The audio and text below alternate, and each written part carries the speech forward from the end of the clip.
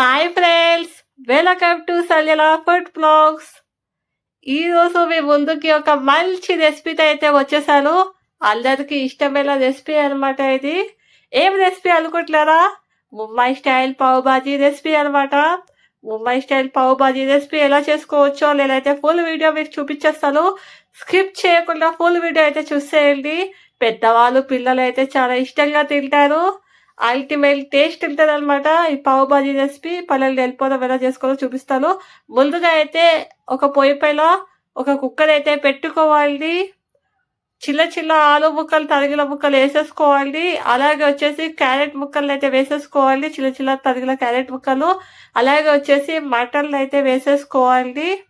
అలాగే వచ్చేసి ఇక్కడ ఏంటంటే నేను బీట్రూట్లు అయితే వేసుకుంటున్నాను. బీట్రూట్ కూడా వేసుకోవాలి, కలర్ రావడానికి అనమాట. సో బీట్రూట్ యాడ్ చేస్తాను. అలాగే వచ్చేసి ఏంటంటే గోబీని అయితే వేసేసుకోవాలి, చిన్న చిన్నగా తరిగిన గోబీ ముక్కల్ని. అలాగే వచ్చేసి కొద్దిగా వాటర్ అయితే యాడ్ చేసుకోవాలి. నేను ఇక్కడ యాడ్ చేస్తున్నాను కదా, సో నేను ఎంత వాటర్లు యాడ్ చేసుకుంటున్నానో సో అంతే వాటర్లు అయితే యాడ్ చేసుకోవాలి. ఏంటంటే వీటిని అన్నింటినీ బాగా ఉడకబెట్టాలన్నమాట. ఒక 4-5 విజిల్స్ వచ్చేదాకా నేనైతే మూత అయితే బంద్ చేసేసుకుంటున్నాను, ఉడకబెట్టేసుకుంటాను. అన్ని ఇంగ్రీడియంట్స్ అయితే మంచిగా మెత్తగా అయిపోయి మంచిగా ఉడికిపోయాయి అనమాట. అవి మంచిగా ఉడికిపోయిన తర్వాత మెత్తగా అయిపోయిన తర్వాత మీ దగ్గర మ్యాష్ చేసేది ఏదైనా ఉంటే నేను చూపిస్తున్నా కదా, సో నేను ఎంత మ్యాష్ చేస్తా ఏదైనా ఉంటే దాంతో అయితే మ్యాష్ చేసుకోవాలి. అదే వాటర్తో మొత్తం మ్యాష్ అయితే చేసుకోవాలి, వాటర్ అయితే పడేవద్దు. ఏంటంటే ఒక కడాయి అయితే పెట్టుకోవాలి పొయ్యి పైన. ఆ కడాయిలో కొంచెం బటర్ అయితే వేసుకోవాలి.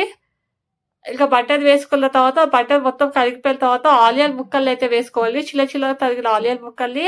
అండ్ అలాగే సన్నగా తరిగిన మిర్చీలు అయితే వేసుకోవాలి. మీకు తగినంత మిర్చి అయితే వేసుకోవాలి, మీకు కారంకి తగినంత మిర్చి.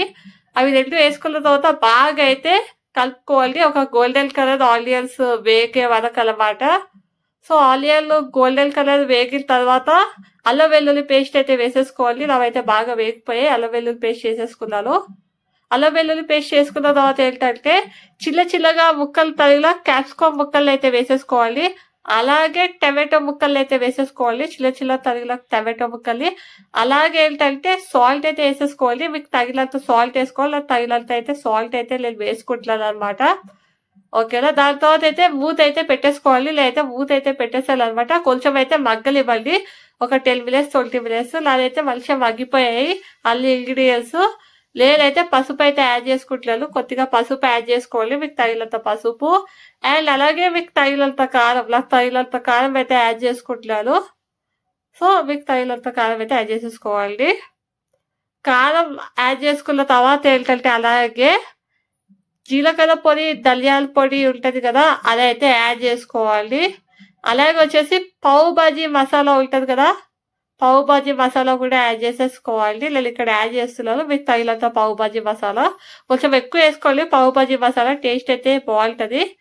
అండ్ అలాగే వచ్చేసి ఏంటంటే మనం ఫస్ట్ అన్ని ఇంగ్రీడియంట్స్ కలిపి ఉడికిపించుకున్నాం కదా, సో దానిలో అయితే మొత్తం అయితే వేసేసుకోవాలి. మనం మెత్తగా చేసుకున్నాం కదా, వాటిలో అయితే వేసేసుకోవాలి. చూస్తున్నారు కదా నేను ఏ విధంగా మెత్త చేసుకున్నానో అదే విధంగా మెత్త చేసుకున్న తర్వాతే వేసుకోవాలి. దాంట్లో కడాయిలో వేసుకున్న తర్వాత బాగా అయితే కలపండి. కలిపిన తర్వాత మంచిగా ఉడికిపోయిన తర్వాత కొంచెం హాఫ్ బటర్లు అయితే వేసుకోవాలి. నేనైతే ఇక్కడ హాఫ్ బటర్లు అయితే యాడ్ చేస్తాను.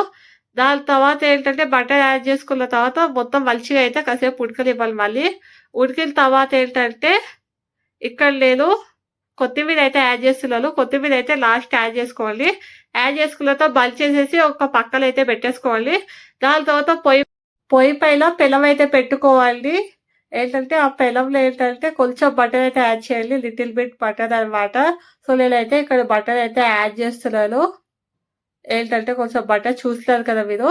సో బటర్ యాడ్ చేసుకున్న తర్వాత ఏంటంటే పావు బాజీ బ్రెడ్ ముక్కలు ఉంటాయి కదా, వాటిని తీసుకోవాలి.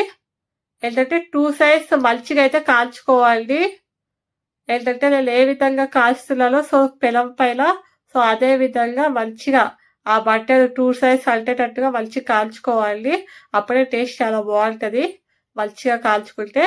దాని తర్వాత వచ్చేసి మనం ఏంటంటే కర్రీ బ్యాటర్లు అయితే తయారు చేసుకున్నాం కదా, పక్కన పెట్టుకున్నాం కదా, ఆ కర్రీ బ్యాటర్లు కొంచెం వేసేసి ఏంటంటే పెనం పైన ఏంటంటే పావు బాజీలు తీసుకోవాలి బ్రెడ్‌ని మొత్తం అయితే ఇలా నేను ఎలా చేస్తున్నానో చూస్తున్నారు కదా! ముంబై స్టైల్ పావు బాజీ రెసిపీ అయితే ఇక్కడ నేను చేస్తాననమాట. నాదైతే అయిపోయింది. నేనైతే ఒక ప్లేట్‌లో అయితే సర్వ్ చేసేసుకున్నాను. మీరు కూడా ఒకసారి ముంబై స్టైల్ పావు బాజీ రెసిపీ అయితే ట్రై చేయండి. ట్రై చేసిన తర్వాత మీరు కూడా ఎలా వచ్చిందనేది కామెంట్ బాక్స్‌లో అయితే కామెంట్ చేసేయండి. మీ కామెంట్‌లు అయితే నేను చూస్తాను. మీ కామెంట్ ఖచ్చితంగా అయితే చూసి రిప్లై ఇస్తాను. నేను 2 పక్కల ఎలా కాల్చుకున్నానో, ఏ విధంగా కాల్చుకో అదే విధంగా అయితే మంచిగా అయితే కాల్చుకోవాలి. అప్పుడే టేస్ట్ అనేది చాలా బావుంటదనమాట. ఆ విధంగా బ్రెడ్డులు కాల్చుకుంటే. ఏంటంటే చిన్న చిన్నగా ముక్కలుగా తరిగిన ఆనియన్ ముక్కలు పెట్టుకోవాలి. అలాగే వచ్చేసి నిమ్మకాయ ముక్కలు తీసుకొని పెట్టుకోవాలి. తింటే ఉంటాయి చూడండి. అబ్బబ్బా! అల్టిమేట్ టేస్ట్ అనమాట. నేను వీడియోకి వాయిస్ రికార్డ్ ఇస్తా ఉంటేనే, చూస్తా ఉంటేనే మళ్ళీ నాకు తినాలనిపించేస్తుందనమాట. అసలు నేను మాటల్లో చెప్పలేకపోతున్నాను. అంత బావుంటదనమాట. మీ ఫ్రెండ్స్ అండ్ ఫ్యామిలీస్‌లో ఆ వీడియోలు షేర్ చేయండి. అండ్ అలాగే వచ్చేసి నా వీడియోని లైక్ చేయండి. అండ్ నా ఛానెల్‌ని సబ్స్క్రైబ్ చేసుకోండి.